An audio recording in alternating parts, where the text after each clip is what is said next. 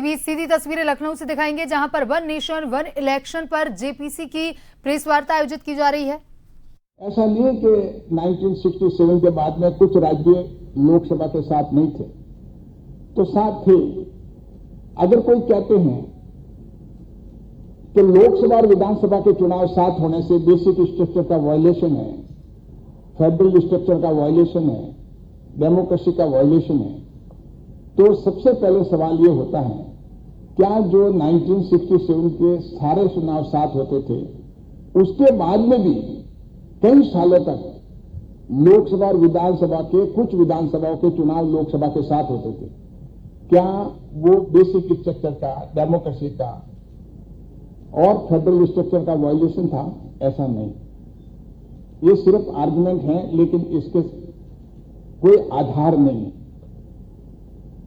और हम देखते हैं कि उस समय ये साइकिल दिखी, पूरे देश ने महसूस भी किया कि लोकसभा और विधानसभा के चुनाव साथ होने चाहिए। सबसे पहले 1983 में इलेक्शन कमीशन ऑफ इंडिया ने अपनी रिपोर्ट दी 83 में कि लोकसभा और विधानसभा के चुनाव साथ कराने के लिए अपनी रिपोर्ट दी। 1999 में लॉ कमीशन ऑफ इंडिया, जो कि उसके चेयरमैन सुप्रीम कोर्ट के रिटायर्ड जज होते हैं, उस कमीशन ने लोकसभा विधानसभा के चुनाव साथ कराने की अपनी अनुशंसा दी। और यही नहीं, वर्किंग ऑफ द कॉन्स्टिट्यूशन के लिए एक कमीशन बनाया गया 2002 में भी, उसने अपनी रिपोर्ट में एक साथ चुनाव कराने के लिए अनुशंसा दी, क्योंकि सुप्रीम कोर्ट के जज उसके कमीशन के चेयरमैन थे। और उसके बाद में parliament standing committee on law and personal, जिसके चेयरमैन कांग्रेस के राज्यसभा के सांसद नचियापन थे, उसका मेंबर मैं भी था उस समय 2015 में, जिसमें सभी पार्टी के लोग होते हैं, लगभग बड़ी पार्टी के 31 मेंबर थे उसमें। 2015 में उस कमेटी ने, जिसमें कांग्रेस के पार्लियामेंट के मेंबर उसके अध्यक्ष थे, उन्होंने अपनी रिपोर्ट में कहा कि लोकसभा और विधानसभा के चुनाव साथ होने चाहिए।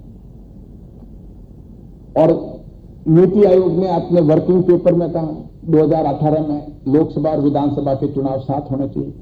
फिर एक ड्राफ्ट रिपोर्ट प्रिपेयर हुई लॉ कमीशन ऑफ इंडिया का, उसमें फिर कहा कि लोकसभा विधानसभा के चुनाव साथ होने चाहिए।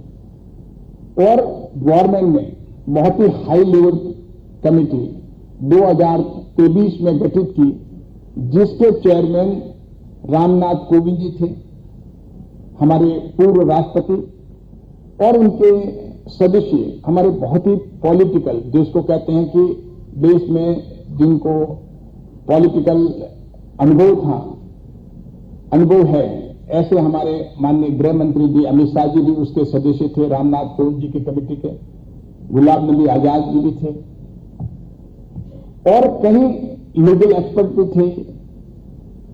हरीश साल्वे जैसे हमारे बहुत ही सीनियर एडवोकेट और लीगल एक्सपर्ट हैं, वो भी थे। इस तरह से लॉ मिनिस्टर भी थे, 8 मेंबर थे उसके। उस कमेटी ने अपनी 18,000 पेजेस से भी ज्यादा अपनी रिपोर्ट में कई लोगों से सुनने के बाद, सारी पॉलिटिकल पार्टीज को सुनने के बाद, अपनी रिपोर्ट में सरकार को अनुशंसा की कि लोकसभा और विधानसभा के चुनाव साथ होने चाहिए।